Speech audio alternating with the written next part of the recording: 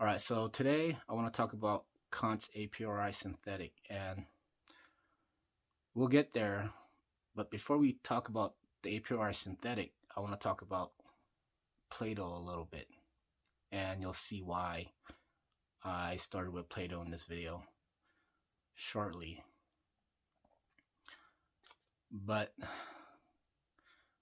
when you read a lot of Plato's dialogues, there's always, or a lot of times, there's this reoccurring theme. And this reoccurring theme has the character of Socrates,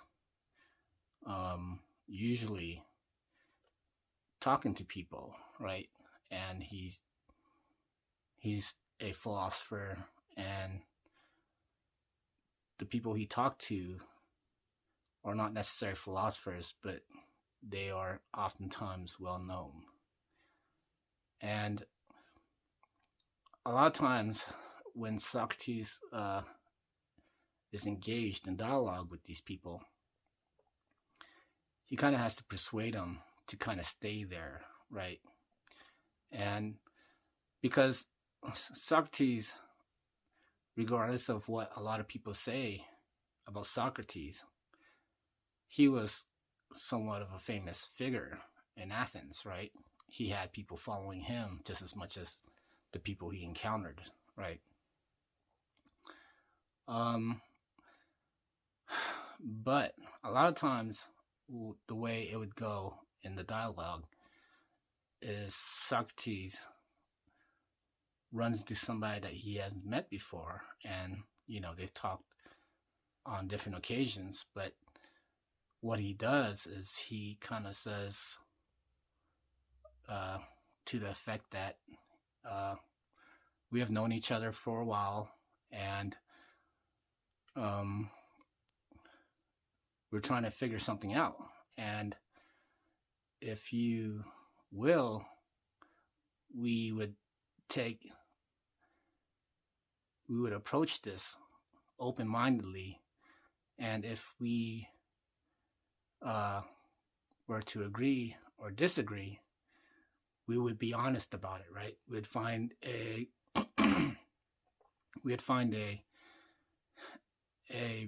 point where we would agree, right? And this is kind of like, he's kind of explaining like this is kind of what philosophy is. And philosophy is kind of like a discourse and agreeing with each other, right? To find some sort of truth or something.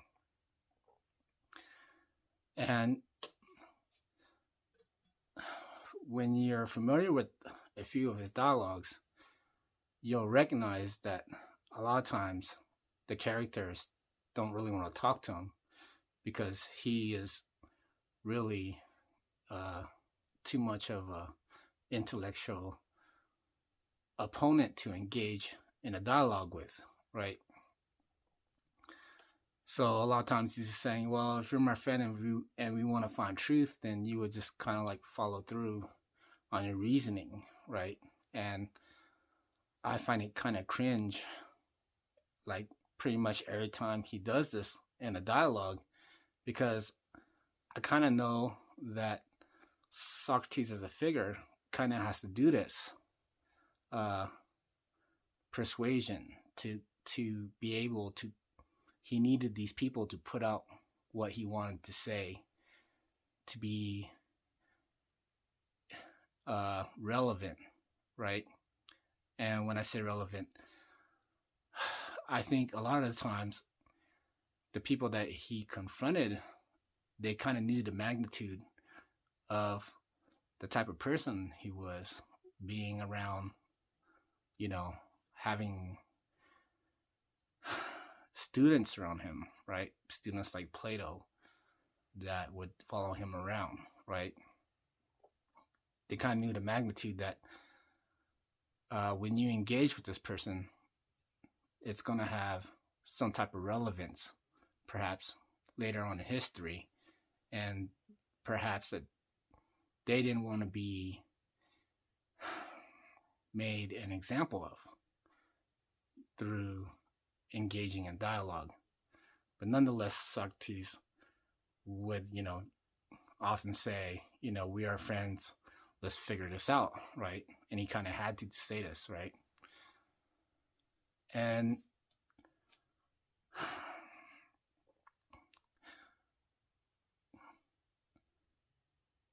what's going on here is what you would call the Platonic dialogues, right?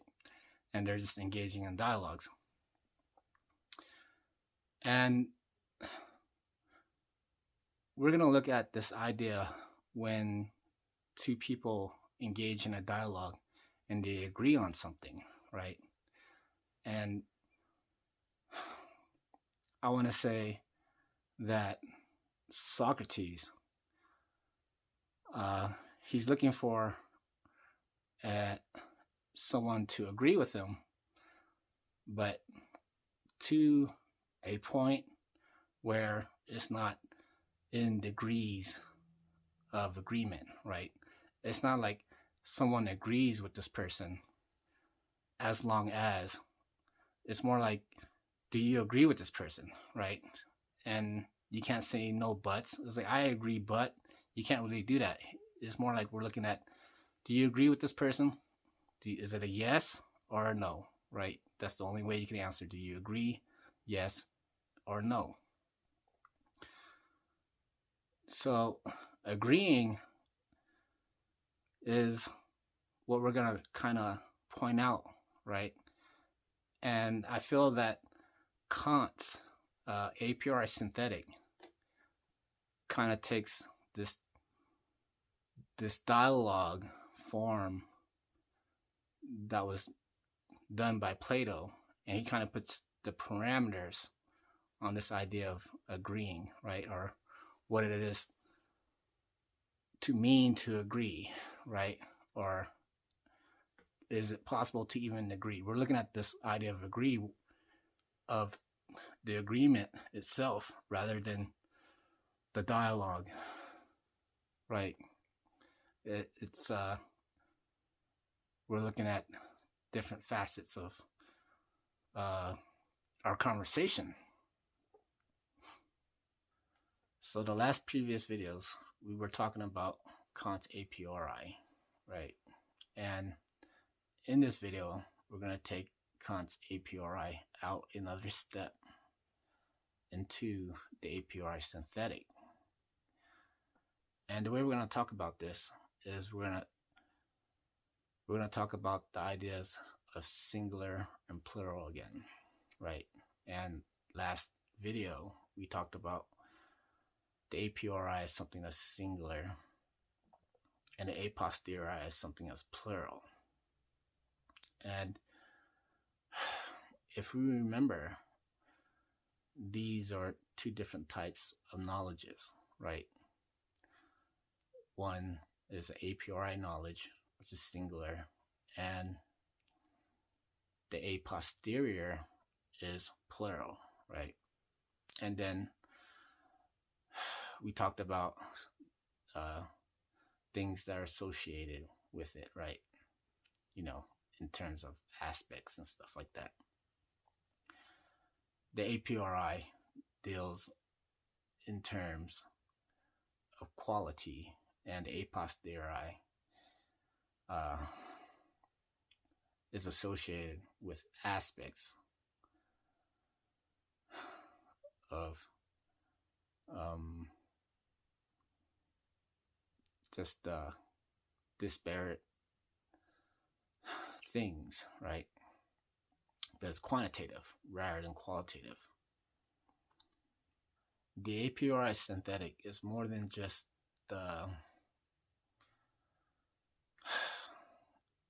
a singular entity dealing with disparate things.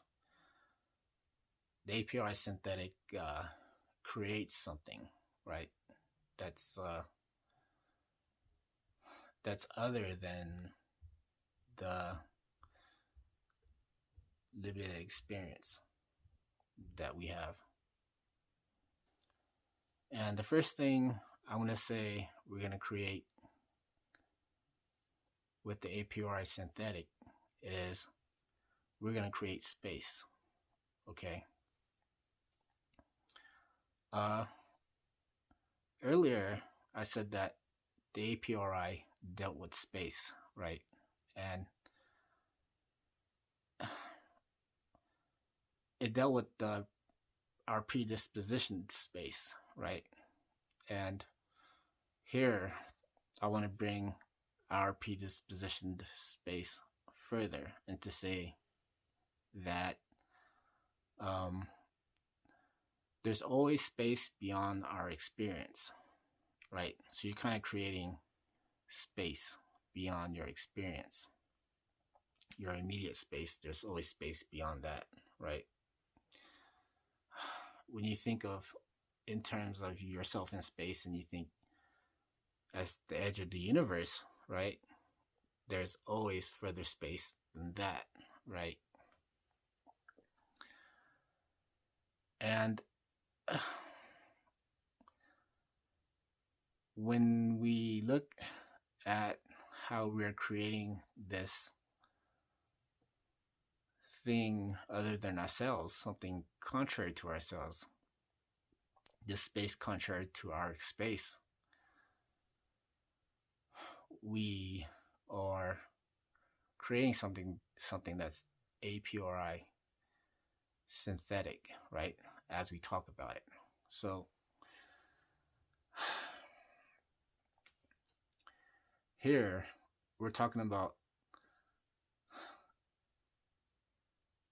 statements of space, right? That there's always space outside of our space, right? And the way I look at this is there will always be space outside of our space because I look at it in terms of definition, that for space to exist, there has to be space beyond that space, you know. So there's always further spaces than where we experience, right? Our limited experience. But this space, I'm going to say that the experience of space is irrefutable. We cannot get out of not being in space and having a space beyond our space, right? Okay, so the a priori is something that's singular, and it deals with disparate things, right? Something that's of a multiplicity. But what I just explained about our experience space and the space beyond our experience, we want to look at it in terms of singular and plural in that sense, right? And in this way, I'm going to say that anything that exists in space, I think that is a necessity of our experience, right? It has to, exist in space, and there's going to be more space beyond that, right? And the plural is what we're going to look at as the creation of something that's contrary to our experience, right? The plural is the space beyond the space. We're in our minds, we're talking about something that is in its completed self, in a sense, right? The space beyond our space is completed, is in a completed state, and we can only agree to something like that if it was in a conversation. We're agreeing to something that's contrary to our experience, right? The space outside of our space. So if I say that there's space beyond our space, right? And I'm going to call it of necessity of existence that there is space beyond our space, and every experience is going to fall within this space, right? I am creating this beyond space thing as something that is a singular entity that encompasses everything in a way, right? And the way I want to talk about the a priori and something plural is the a priori synthetic again. The a priori synthetic, in our discussion, when we look at this discussion, we could say the a priori is singular in terms that everything falls into it as this huge category of existence. What is contrary to it is the space beyond that. So we'll always, use the space beyond our space as the contrary of our own existence. So to go a little bit further, whatever is beyond our experience that's created, that, that could have a statement of it, that is synthetic, right? So the singularness of the a priori,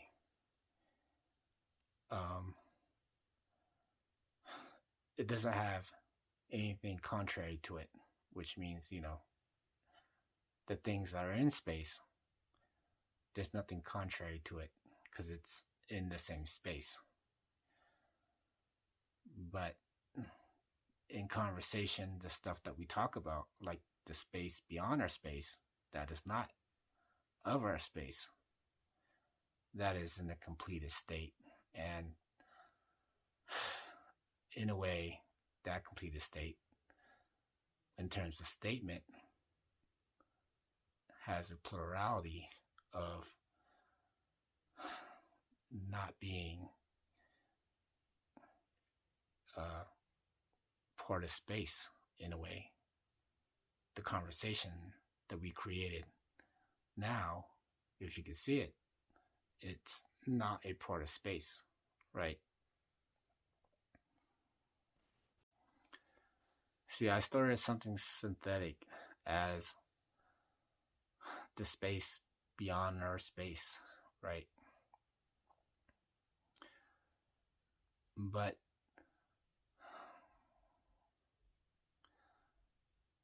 we are applying this to our conversation that's of complete nature, right?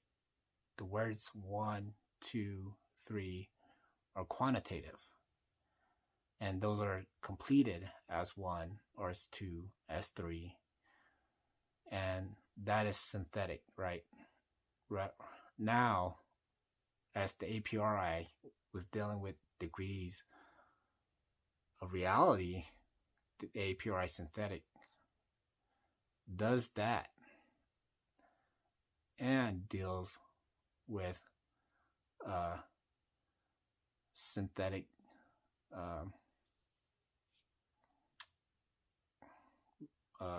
plural, synthetic plural things outside of experience, right? Or it's contrary to our experience, right? And now we're kind of talking about it, and now we're putting these parameters around it, right? All right, so what we just been through in this video so far seems pretty vacuous, right?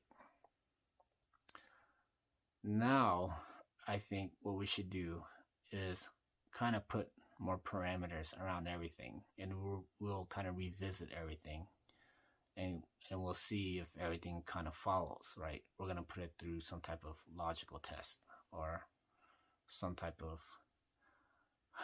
function, you can say.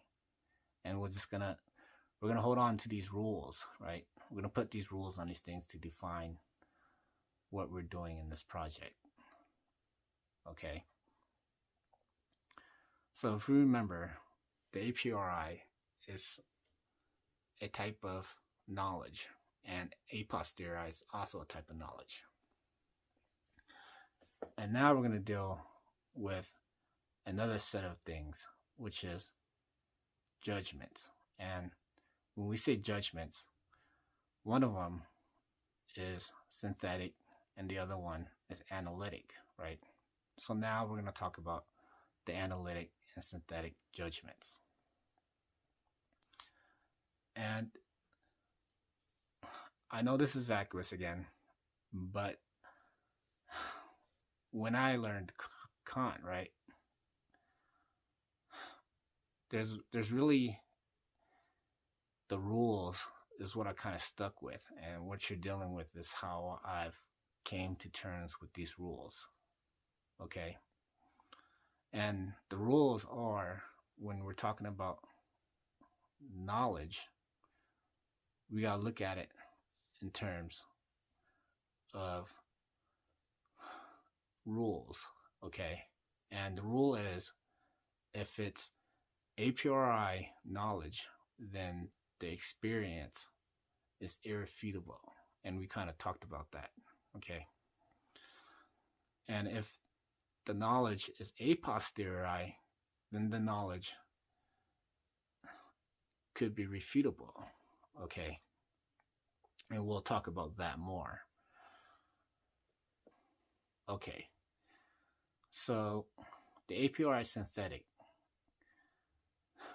is the singular a priori with degrees of reality.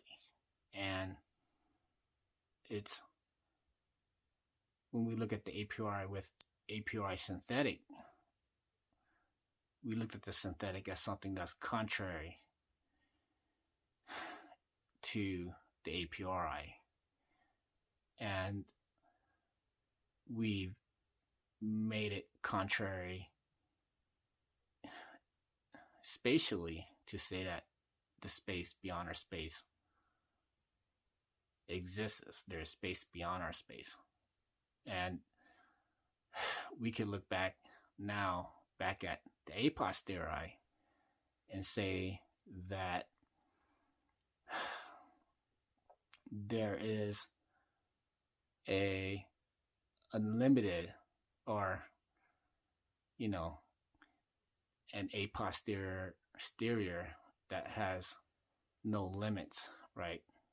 And it's a plurality of existence as compared to just the a priori, right?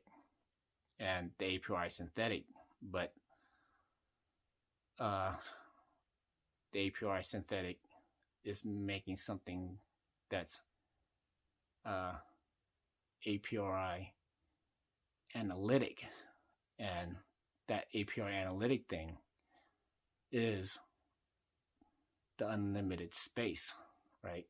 Here's the unlimited space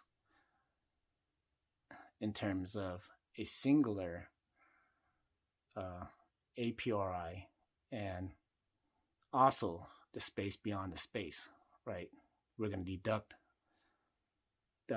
our experience, and now we just have space. And in a way, that singularity is the a priori analytic. And the a posteriori is something synthetic. And when we look at the a posteriori as an unlimited space, and we could say that all space, in terms of the a priori synthetic, and something just synthetic, is that there can be many spaces, and unlimited in that sense because it's contrary to our limited existence. And that's unlimited, like many spaces, as long as it's in its completed form, would be a-posterior of, in terms of the a-priori synthetic.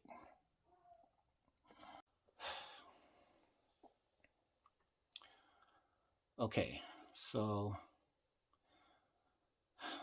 when we talk about judgments, right, and we're talking about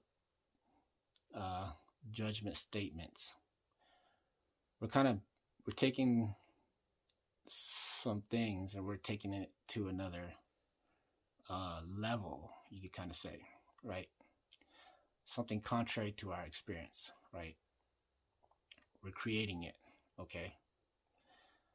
So we've created the space outside our space, right? But after we do the deduction of our experience, we ought to see that we're left with just space, right? And that space is something that we've created, right? Through the a-priori synthetic, right? And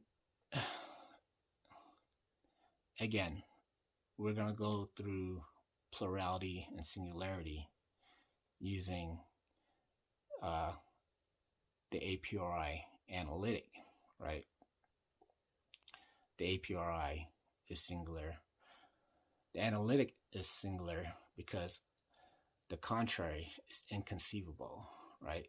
We're saying that we cannot conceive of a space that is not in space, right? And we have this whole spatial thing here, right? After the deduction, there's this space. And we'll just kind of put that there, okay? Now, again, the synthetic is a plurality of something that's beyond our limited experience, right? And we're, again, talking about it in terms of judgment statements, right? We're going to say not of the analytic where the contrary is inconceivable. We're going to say that the contrary is conceivable, and that's synthetic, right? The a-priori synthetic has things that are contrary to what we can conceive, right? The space outside of our space.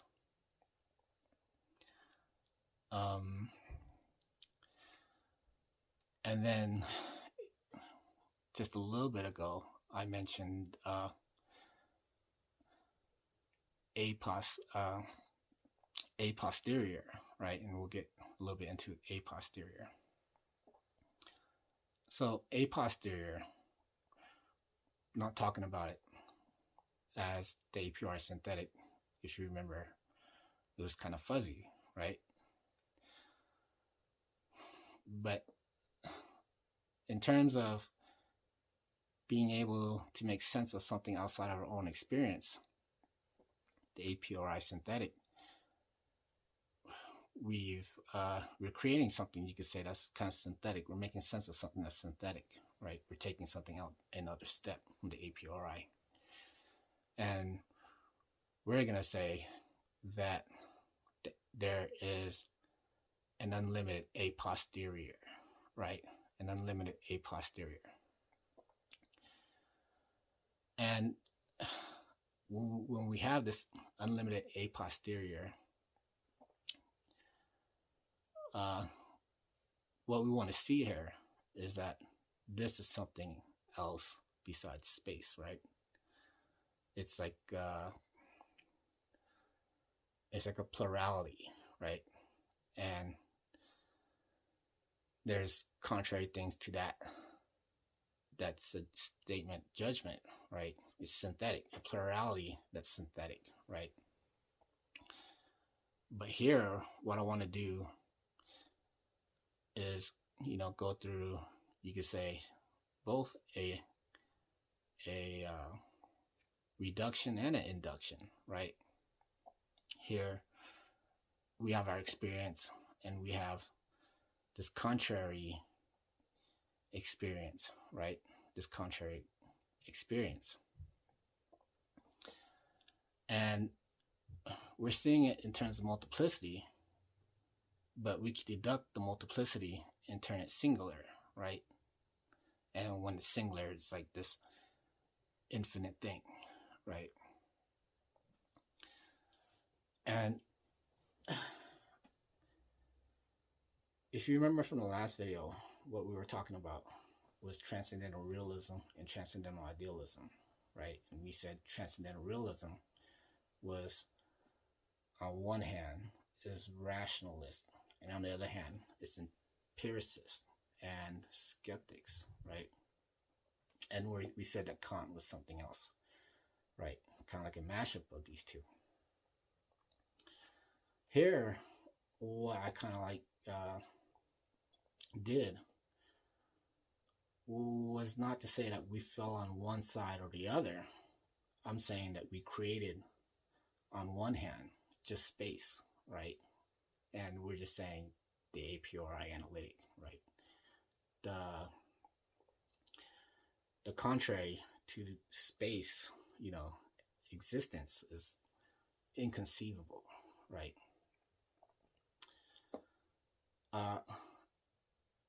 When we talk about the a-priori synthetic, talking with the a-priori synthetic, you could say, and we're going to say something about the a-posterior, we're going to say something disparate, right? That we've been dealing with it as the a-priori. With the a-priori synthetic, we're creating an experience outside of our experience, right?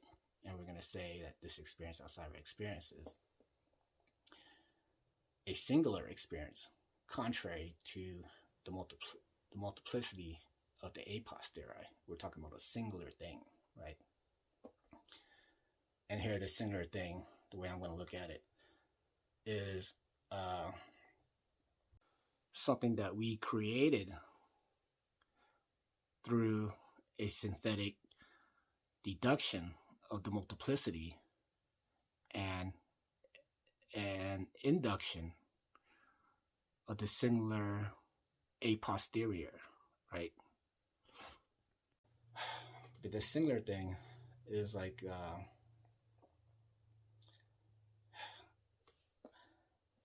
it's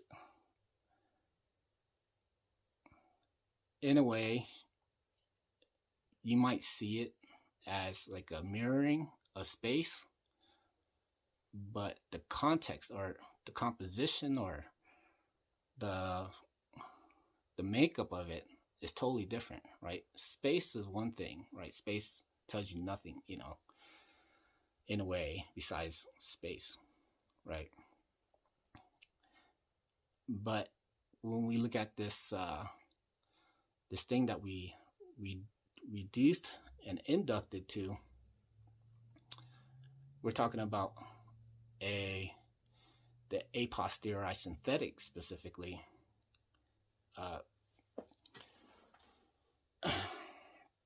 This unlimited thing, I don't want to, and you kind of can't, like look at those two as a mirror, because they're two separate things. They're two different things, right?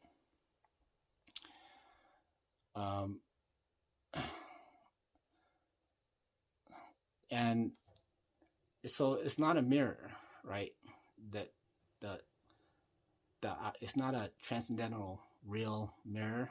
It's something that we are trying to make sense of, right? And it's something that we are creating, right? We created space now, right? Kant creates space. Like, that's, in philosophy, that's pretty freaking hard. He created space, and he created like a world in a certain way, right? But in a way, he's creating it, and the word is constitution. He's reconstituting this, right? Through the a-priori synthetic, and we're making sense of things. All right. Okay, so to wrap all this up, right? The a-priori synthetic has taken the a-priori out another step, and the two things that I want us to focus on is, one is the a-priori analytic, which is just space, and the other one is the a-posterior synthetic, right? Which is something that is a priori synthetic, but contrary to our experience, we're talking about something that we could work with, right? We could look at it as something that's plural, and the a priori is coming to grips to degrees with, but yet it's creating a plural dimension, right, outside of our experience, right? Just like the a priori analytic, the a-posteriori synthetic is plural of contrary experiences in space, right? Contrary experiences in space, and we're already in the realm of the contrary, right? So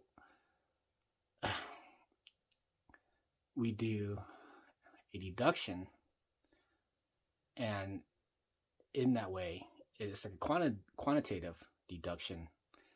We turn it into a singular, right? But yet it's still an a priori synthetic statement, but yet this singular thing, you could put it up next to our experience, right? Our experience, and here's the singular thing that is, you could say, in its completed form, right?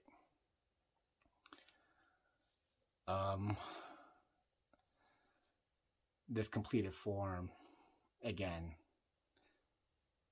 is, you could call it spatiality, right, rather than space, right?